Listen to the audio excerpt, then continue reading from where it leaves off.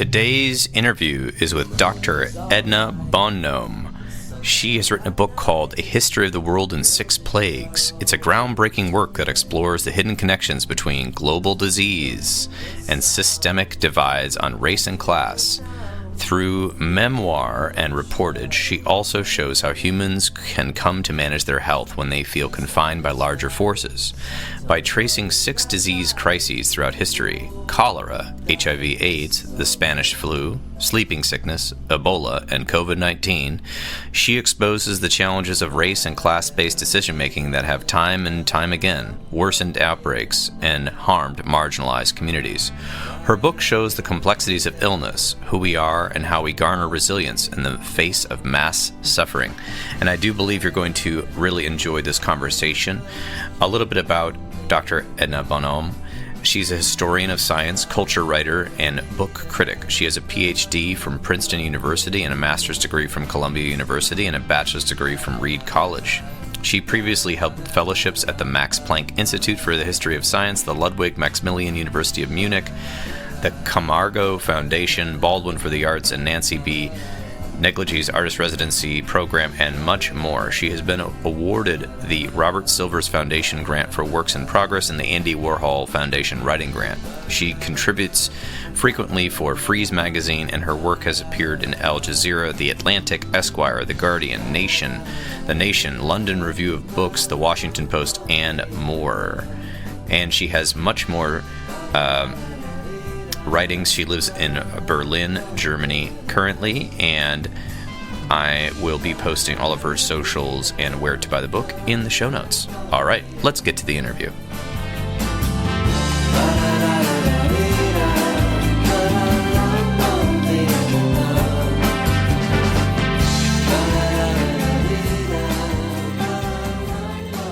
Welcome to the podcast, Dr. Edna Bonhomme. Thank you so much for being here today. Thank you for having me. I look forward to this conversation. It's my pleasure. And I've been reading your book, the new book that just came out in March of 2025, A History of the World in Six Plagues, subtitle, How Contagion, Class, and Captivity Shaped Us from Cholera to COVID-19. And I must give you a compliment. The first thing that came into my mind was a more readable version of the people's history of the United States. Not that it wasn't readable, but that book was very difficult for me to get through. And this book, I was just whipping through it because it kind of is a sociological take with a lot of history and just the right amount of commentary, where I felt like you let the reader sort of understand things and then connect it to their lives. So I really think it's a great book, considering the content is a little scary. So thank you for writing it.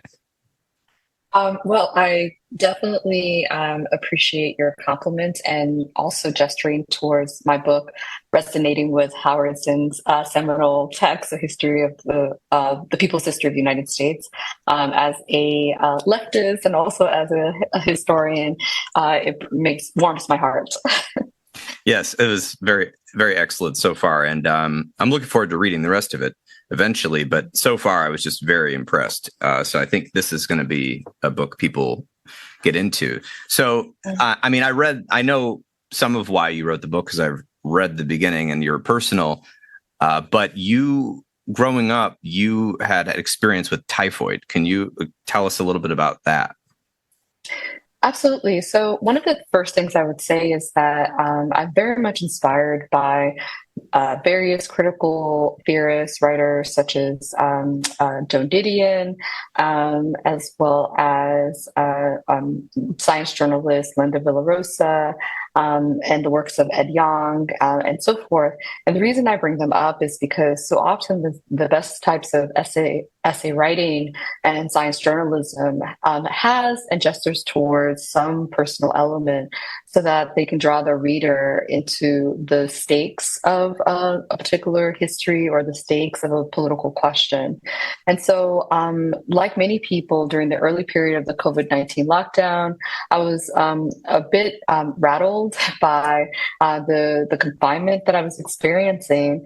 And I wanted to get a sense of why that was the case. And I'm sure that many of your audience members would be excited to hear that I really wanted to engage with psychoanalysis in a sense, with childhood memories and the ways in which the subconscious helps to influence why someone might behave a particular way or might feel upset by a current event. And so part of what I did is to really just examine past memories and to get a sense of how the COVID pandemic in March of 2020 was impacting me. And so, as you referenced, I specifically write about my experience of being young in the late 80s as a child and having typhoid fever and being hospitalized. Similar to the early stages of the COVID lockdown, there was a bit of uncertainty. There's the sense that I didn't have autonomy over where I could go and so forth. But I think what the difference, though, and specifically in the childlike state, is so many of the decisions and sense of freedom were made by my parents. And within the context of COVID, I had a better understanding of the biology of the disease. I could go outside. I could do some basic activities. And part of the reason that this personal account was important to me was to really get a sense of the anxiety and fear that many people might have been experiencing, and to try to get a sense of how this was replicated at different points in history, particularly in the 1800s with cholera, to even in the 1980s with the HIV/AIDS epidemic in New York City. Yeah, that is excellent. So you took that personal experience, and then during the lockdown, did you write this book during the lockdown, more or less? So part of it was written during the lockdown, Okay. and there are times in which I was able to basically write op-eds that I was writing about, for example, the relationship between structural racism and the COVID cases and deaths, looking at the relationship between anti-vaccination movements in Germany and the rise of the far right, which I wrote an article in The Atlantic about this as well. But I also looked at and wanted to truly understand how literature, and more specifically, authors were inspired by pandemics in the past time. So thinking about how pandemic novels really had a popularity within the context of 1918, 1919, after the Spanish flu, or what people call the Spanish flu. But and so part of the book, yes, was written in the initial stages of the lockdown. But I would say that it was very much inspired by a host of sources, the literature I was reading, the poetry I was reading, the walks I was taking out in nature, conversations I was having with friends, as well as reading the peer-reviewed scientific articles that help to inform how diseases have been changing over the time.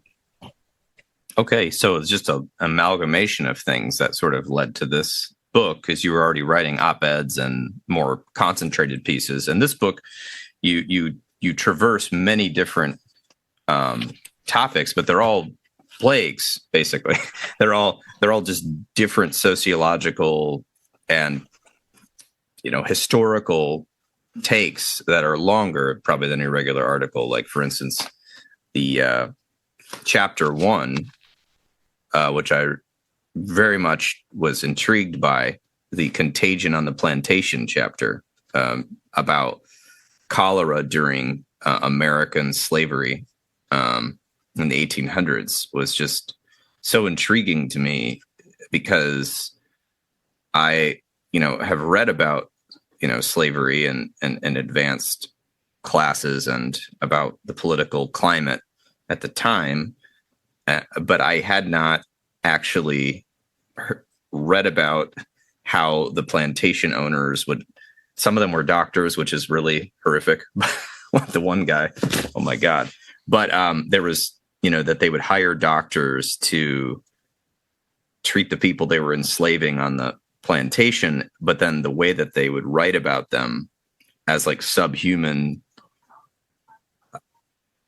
I don't know what they call them, subhuman species, but then they all had names. They had like regular names, and they were like, oh, well, they're going to have kids and we got to do this with the kids. So it's like this bizarre cognitive dissonance that I was reading in this chapter, where on one hand, they were dehumanizing the enslaved people. And then on the other hand, they knew they were human. So like there was this way like, oh, we're going to, because of our religion or whatever, and our propriety, we can't say we're enslaving regular people. We have to say they're subhuman, but then we know they're human because we're bringing in these doctors to help treat cholera, which they were all basically experimental treatments that didn't really have any bearing. Can you talk a little bit about that chapter? I mean, I think there's so much to say about it, but I feel like it was enlightening to me to just, you had quotes from the actual people that were, the slave owners, basically.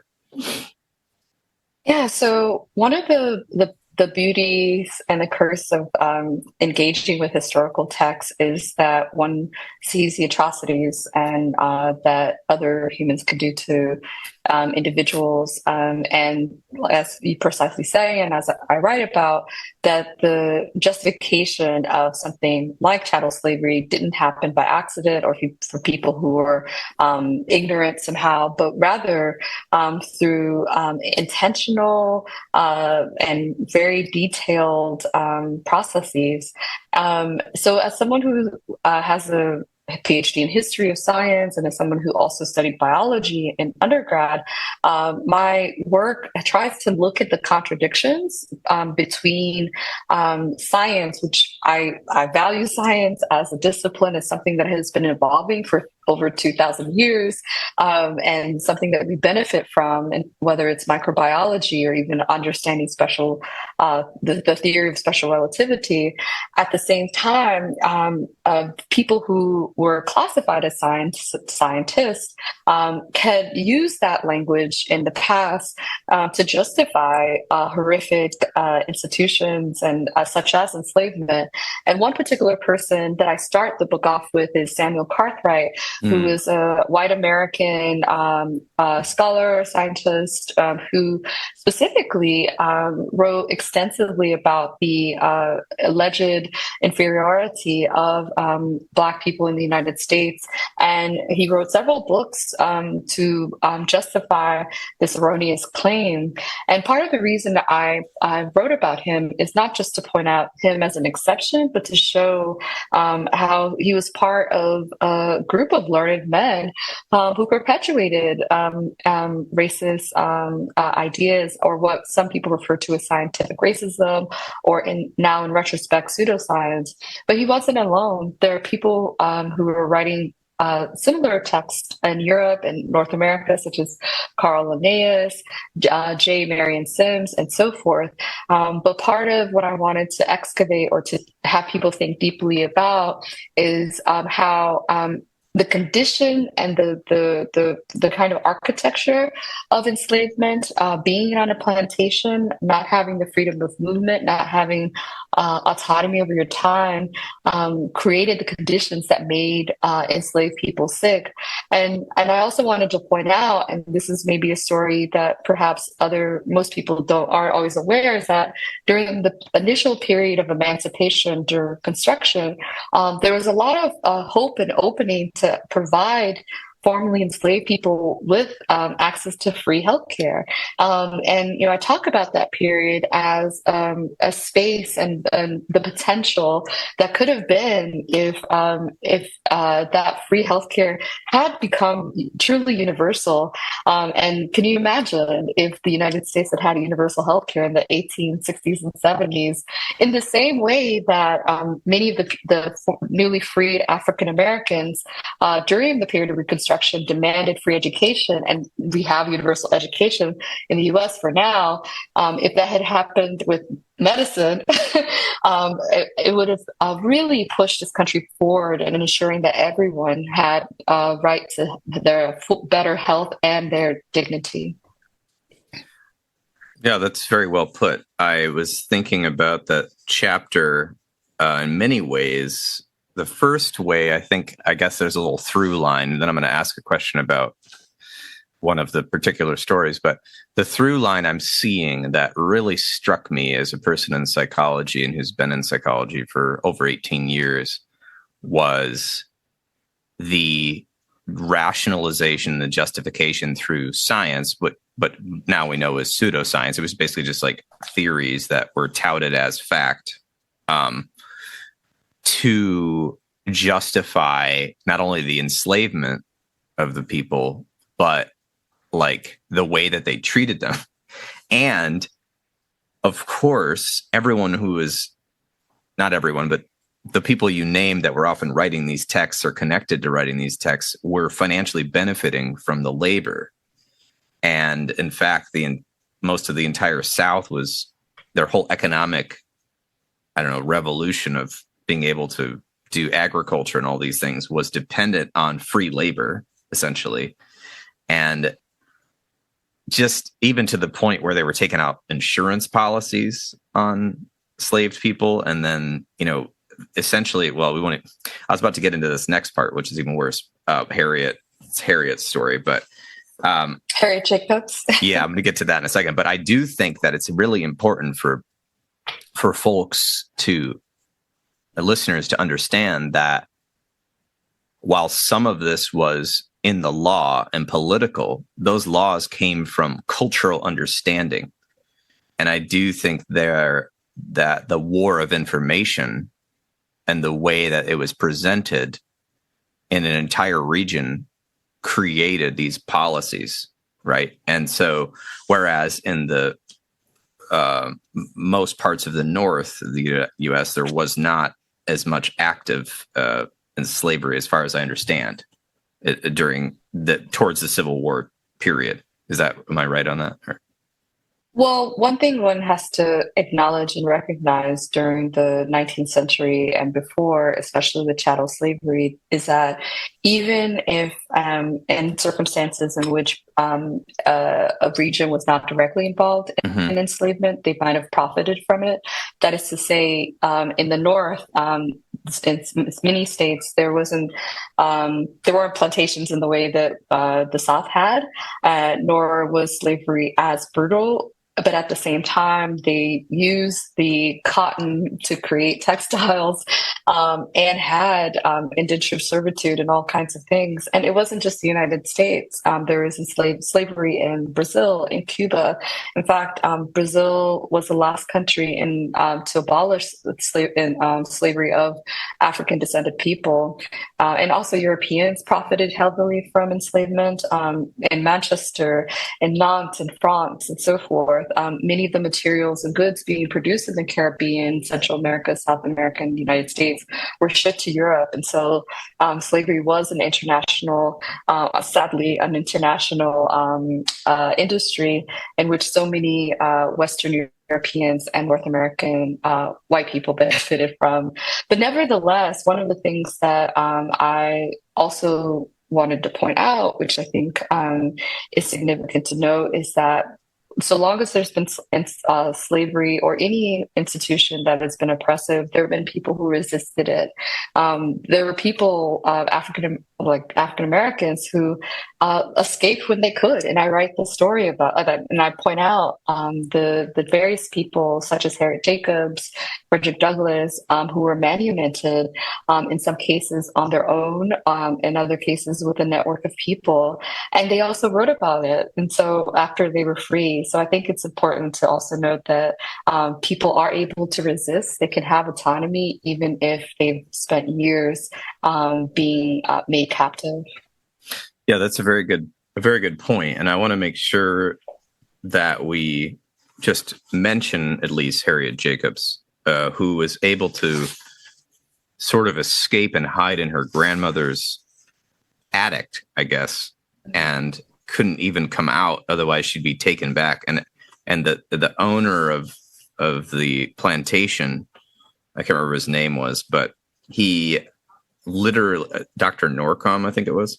Yeah, exactly. He was a doctor. Oh yeah, Dr. James Norcom, who wrote a lot about his I guess work on the plantation, or I guess whatever you want to call that, like his plantation and his treatment of cholera and other things, he basically kind of had it out for Harriet, and she had to get out. It was like a person, like I'm sure this is not an isolated incident, but she was able to write about it eloquently, that she was like targeted and sort of, she was like a child, basically being like sexually advanced upon and all of these things.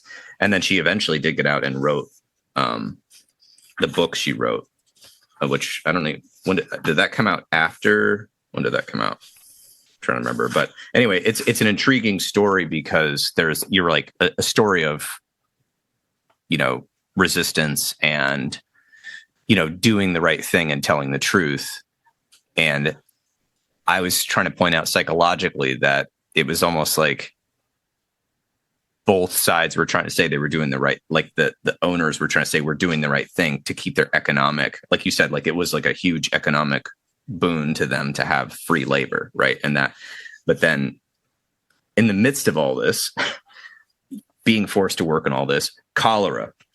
So can you tell us just a little bit about how that plague interacted with people that were in chattel slavery, people that were enslaved in the South? Yeah, so during the 1800s, cholera was the pandemic that wrecked the lives of millions of people, from London to Shanghai to Buenos Aires. And it's a disease in which there were various outbreaks that occurred in like the 1830s, 40s, and 50s. What we see and what we know based off of historical records, whether it's trade manuals, newspaper clippings, and even government records, is that it was quite an urban disease. So when you have a high concentration of people living in a city where there isn't a robust sewage system, cholera can flow. And one of the things that I wanted to highlight is that it wasn't just in the cities that cholera was present or could cause damage onto people's lives, but it could also be found on a plantation, a space in which people were crowded and put into unsanitary situations. And so I did the work of looking at going to the archives, looking at the autobiographies of formerly enslaved people such as Harriet Jacobs and Frederick Douglass, as well as looking at some plantation manuals and so forth, to get a sense of how this outbreak impacted people who lived on a plantation. One of the things that any historian who wants to understand the voices and perspective of marginalized people has to reckon with is that not every marginalized person writes a book or has the chance and the opportunity to have their voices heard. So one really has to be patient and diligent to really read against the grain and find as many sources as possible to get a fuller picture of that history. And that's precisely what I did, was to try to get perspectives from those who were the enslavers, financial records, as well as records from formerly enslaved people, to get a sense of not just how people were coping with cholera, but how disease as a whole was managed on a plantation.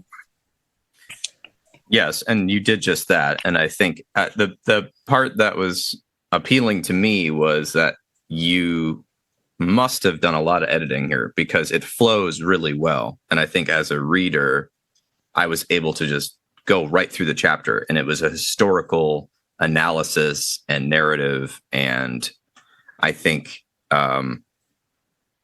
that's important for people who are interested in this topic, or topics, I should say, because it's about plagues and how that interacts with systems and how it can affect different populations differently. So I want to make sure to connect, before I ask about other things from the past, connecting a through line to our current situation, which seems to be changing daily, in 2025, and just the cultural makeup. And this is maybe not the easiest question to answer, because it's not really a single answer question. It's just more of an open-ended question. It's just about, how do you see what you've learned from these plagues and studying these different historical incidents how do you see things playing out now in the US and maybe the world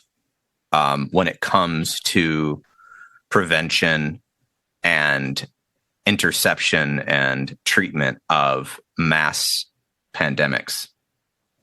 Kind of what's your kind of take currently? I mean, it could change as we know. Yeah, so this is a big question, mostly because, the world can feel a bit polarized at the moment when it comes to how people understand epidemics, medicine, even vaccines. And we especially see this in the context of the United States, where peer-reviewed scientific research and even something as beneficial as vaccines is being called into question.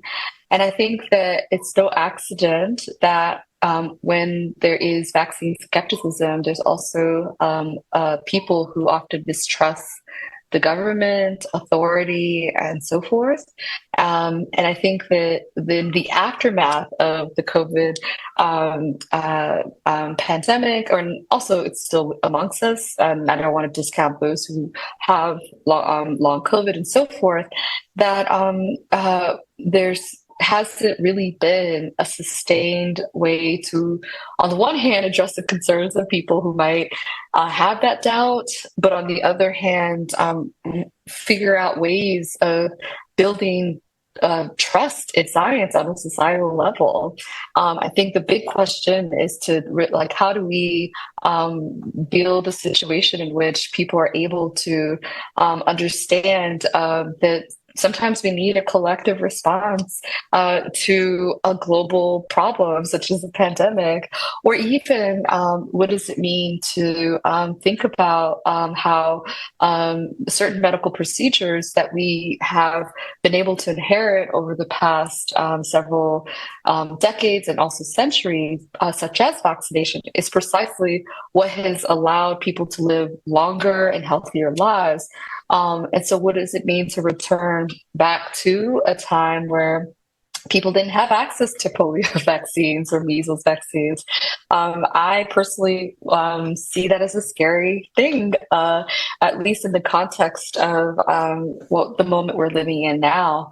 I think that more than anything, especially within the United States, there has to be a very serious conversation on what it would mean to have Medicare for all, so that at least on a very basic level, people have access to healthcare, a primary physician that they can talk to answer very basic questions about what's happening to their bodies and their health, as opposed to the millions of people who don't have access to healthcare, and therefore medicine can feel like a mysterious field or discipline. And so I think at a bare minimum, we need universal healthcare in the US as well as globally, because diseases and outbreaks don't see health insurance. Like, they don't stop at a person just because they have healthcare or health insurance. It's something that can move from person to person and cause havoc. And until we deal with ensuring that everyone has access and a right to healthcare globally, it might be quite difficult to address some of the polarization that exists in our society. Yeah, I could definitely understand the need for some type of universal care that would at least give you basic things. Like, that's what I've always said, is like, I think people are afraid of like universal healthcare because it would cost so much or whatever. And I say, okay, what about just basic stuff like emergency room, vaccination, preventative checkups, like at least having some basic baseline, or actually having full coverage would be amazing. I know the US can actually afford it. That's a whole nother topic. I'm not a political analyst, but if you just look at our budget, we can afford it. But we aren't doing it. So what that brings us to is, like, I almost wonder about this. Like you said, it's almost like going back in time, because it would be a very uneven response to the next plague or endemic or pandemic that comes along, meaning that people that have access might fare better, and people that don't have access or education are going to be facing the worst consequences. And sociologically, I think most people know the answer where I'm going. Who suffers when you don't have that is more usually people with lower socioeconomic status, marginalized folks don't have that access. And so I think most people would argue that if we're going to be a society together, we should be preventing this together, right? And or treating it together, so that, I mean, just on a base level, humanity, right? Like, we should be treating each other, we all live here, equally and fairly. But let's just pretend let's just say that isn't the main point of a government official. I think as a country, if you're a government official, even if you have some sort of ideology that we should all be independent, individualized people taking care of ourselves, and we have to figure it out ourselves, like, that's the responsibility, that's your ideology.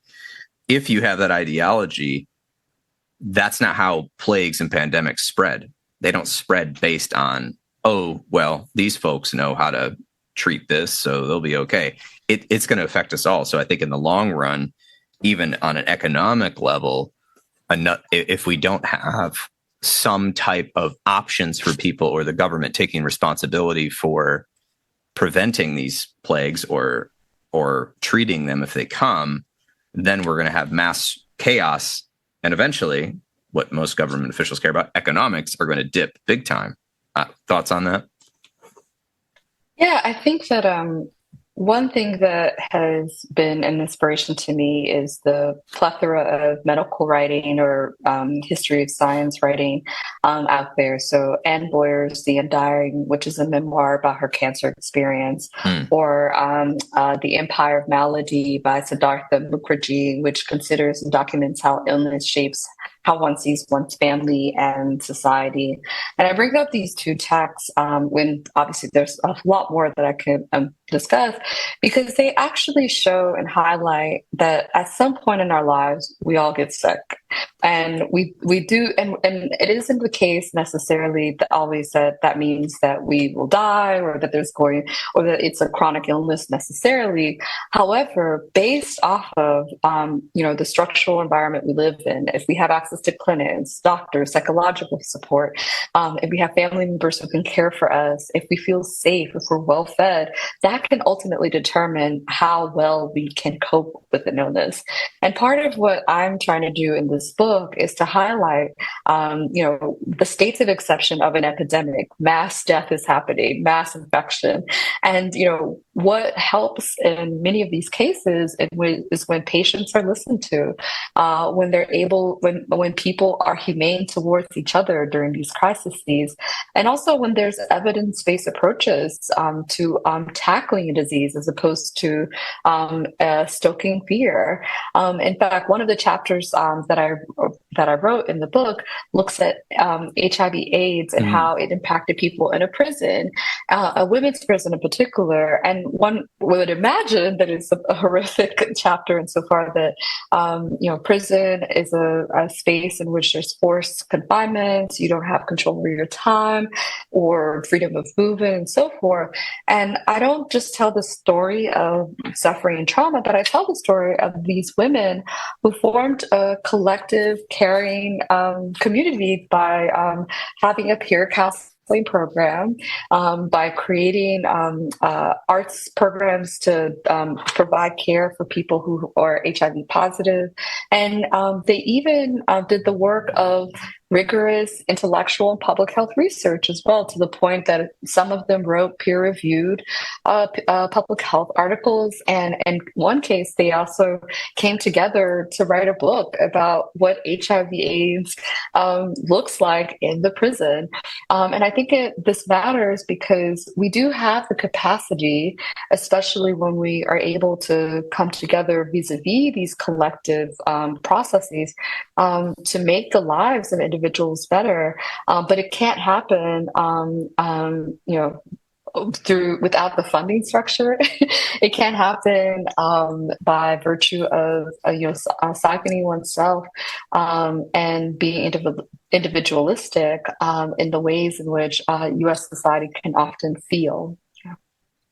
Yes, and I would even say, and this you didn't write, you were writing specifically about some of those stories in there, but in the overall, in the AIDS crisis in the early 80s, I had, people, mentors that lived through it that are in the gay community, and they were a couple monogamous, and they had gotten together right before AIDS hit. And so they didn't get any sort of infection through dating or any sexual activity because they were together, but they had like 7 to 10 friends die.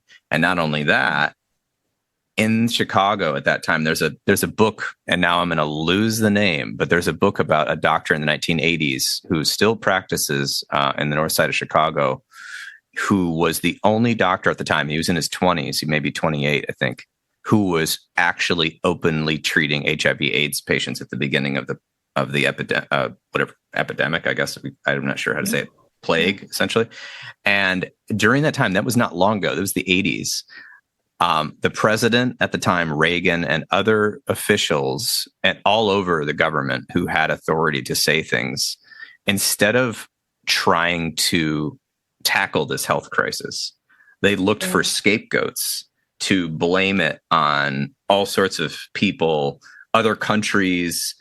Being gay was the problem, like all of these sort of different things. And so, in fact, a lot of the research and treatment was delayed multiple years until what you're probably going to see what came next is collectives of people came together and said, we need to work on this. We cannot just say, live in fear of this and blame people.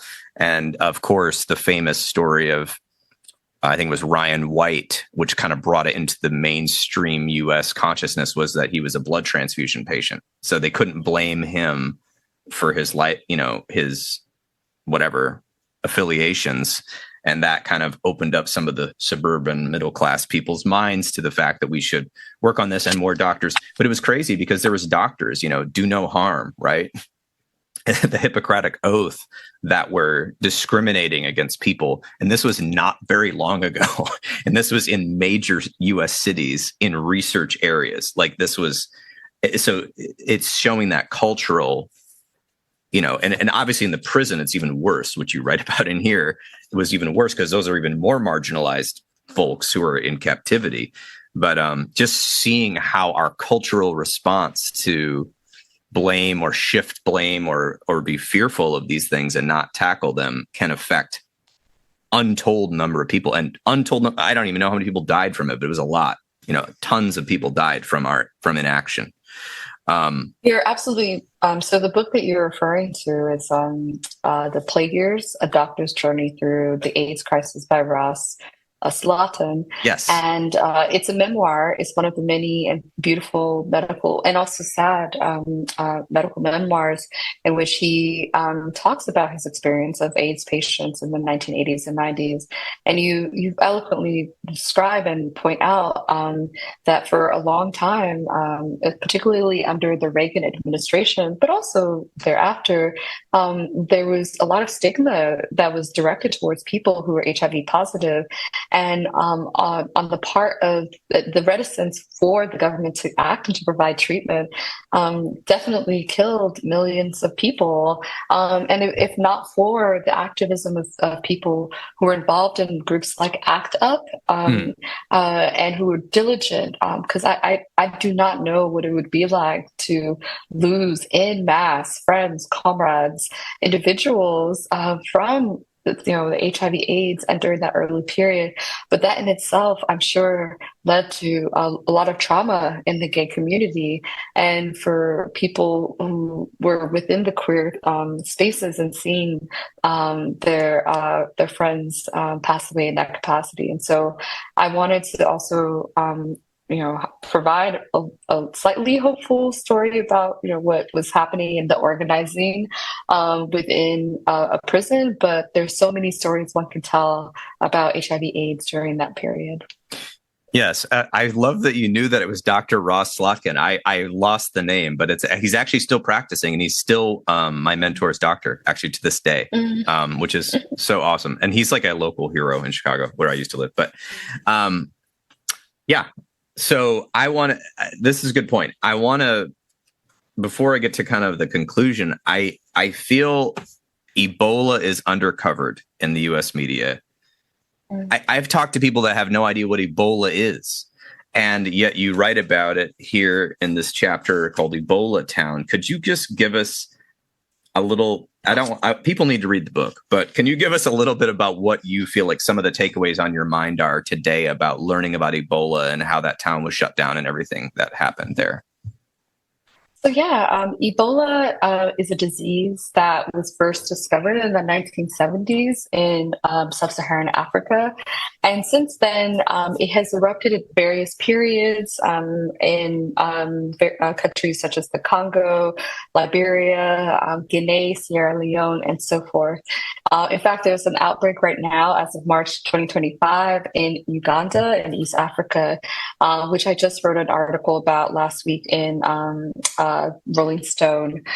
Nevertheless, in the book, I focused on one specific period, thinking about the Ebola outbreak in West Africa in Liberia in 2014, when this outbreak basically led to about 28,000 confirmed cases and apparently killed by the end of it 11,000 people.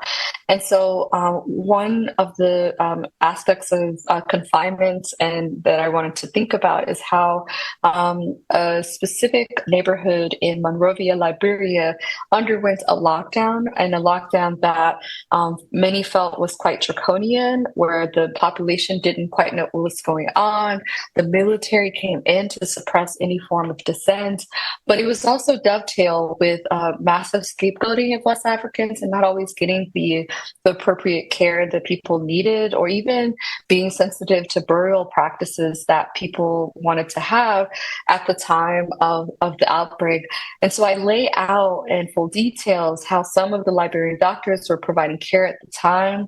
The Ministry of Culture was adapting to a new situation, and in some cases realized that they had to take another method in order to provide care. But beyond that, this outbreak also was kind of ushered in a new period in which the various African countries realized that they needed a way to coordinate to have some form of surveillance and control around outbreaks. And so the African Center for Disease and Control developed as a result of that outbreak. And hopefully what we can see from that chapter is like, how do we understand the ways in which outbreaks occur on the African continent?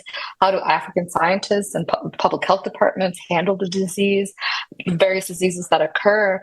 And to what extent do we need to think about building more structural programs that can be led by Africans themselves, so that that diseases are able to be better managed? Wow, that was very well put. I definitely think people should read that chapter. And Ebola is still a threat. And if it ever really spread, that is the one where I would lock myself in the nearest basement I could find and never come out for months. If you've read about the disease, it is horrific. I think only a few U.S. citizens, it was mostly, unfortunately, a ton of people in the countries you named that died, but a few U.S. citizens had gotten it and had come back over, and they were all like confined in Atlanta and whatnot. And it was just this whole thing, because I don't think people understand the threat of it. And there could be, and this is what we understand, there could be more pandemics and epidemics coming that we aren't even prepared for. And thus the infrastructure, the funding, the research, all of these things are important to collectively prevent something that is preventable from whatever your angle is. I mean, I think in terms of a person who's listening, this stuff, it doesn't take much history reading, and you can read it in this book, History of the World in Six Plagues, which there's way more than six. It's just the six that you covered. This stuff comes around every little once in a while. And if it spreads, and if we don't take proper measures, it can devastate the whole world. I mean, obviously Europe is famous for the Black Death and all of that. I can't remember how many people, I don't even know, but it reshaped the entire continent. Yeah. And I think in some ways, COVID-19 reshaped a lot of things in the United States, and I wouldn't say all for better. These things are important. It's important to learn about. As a person in psychology and philosophy that listen to this podcast, I think the psychological effects are a part of it, but we have to first support scientists and writers who are out there telling the truth and not just their opinion about something. And I think that, unfortunately, in the US culture right now, opinion seems to be weighing as much as fact, at least in terms of media coverage. And that is a very scary place to be as a citizen, because then you have to dig deeper. And I think that is difficult just for anyone, but especially if you don't have had time, access to different scientific papers, things like that, and to understand them from trusted sources. So I know we're basically around the end, but you did mention there's the positives about people coming together.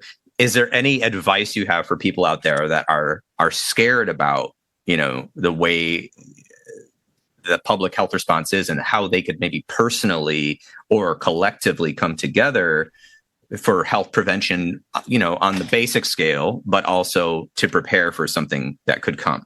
Anything you've got for people? Yeah. So I think that part of the thing that I wanted people to do with not just this book, but other writings that I've done, is to just be curious about science. And what that could mean is just like educating ourselves more about microorganisms on a very basic level, but forming reading groups in which people could discuss science and science studies, reading some of the history of science medical memoirs that I've mentioned, but also just having a bit of grace in terms of how we take in this information.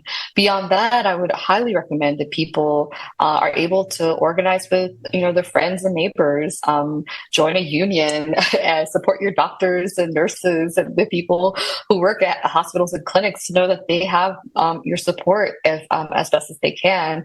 And really, just try to figure out on the local level, but also, structurally, how do we be better to each other?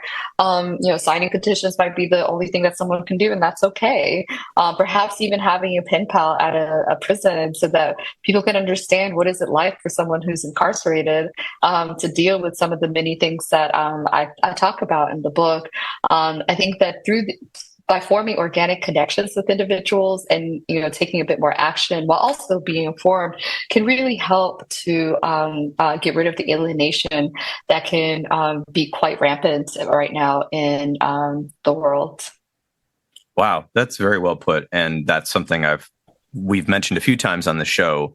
That social media can be fun, but if you experiment with having more conversations with people in your community, and or, like you said, pen pals, getting a little deeper, that can really enhance people's well-being, but also sense of connection, education, and community, which I think as much community as possible is needed in a chaotic realm, which we do seem to be, at least psychologically, currently in a chaotic cycle.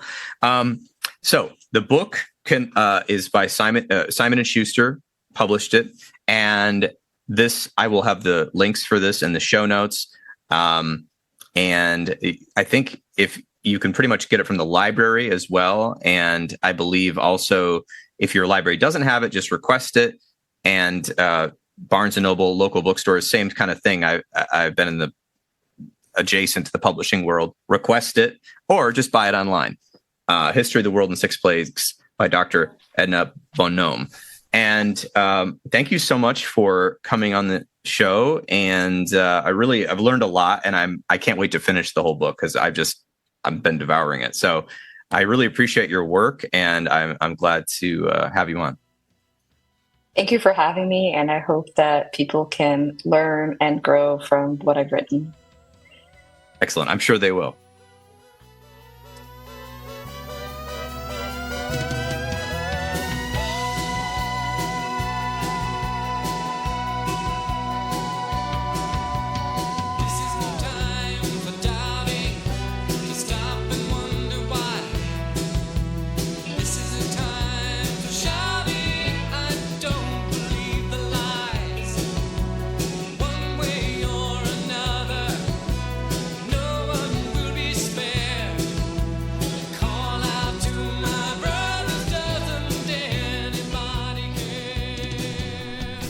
And there you have it.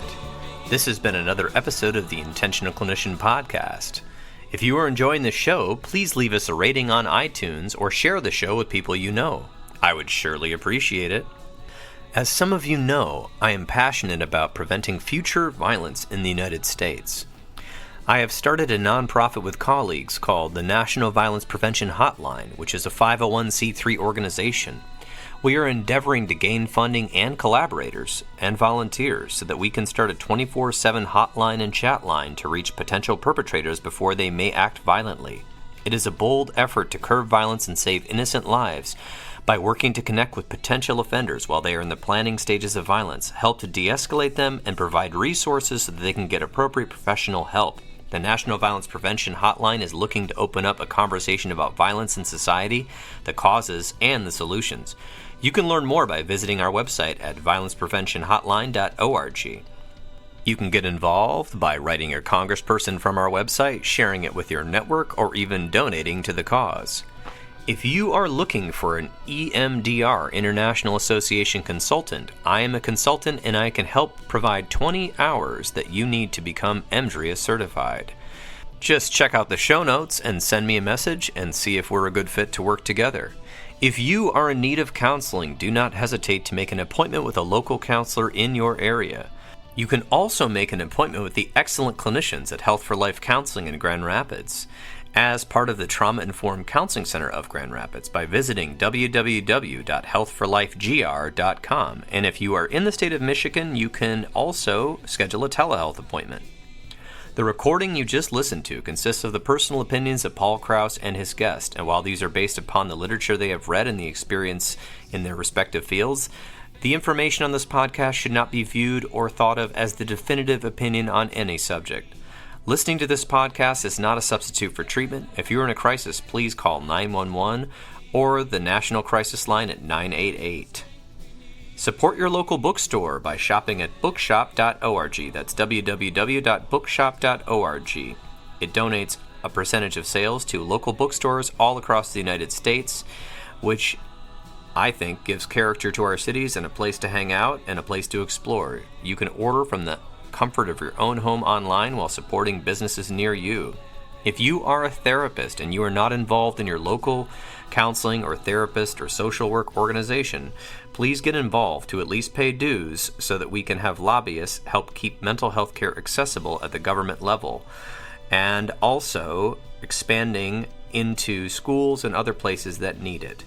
And also, if you didn't know, counseling organizations and professional organizations are working to keep us from becoming gig workers for a lot of large corporations who are coming in and trying to buy up local counseling agencies or basically pay you what they pay for people to deliver food to your house.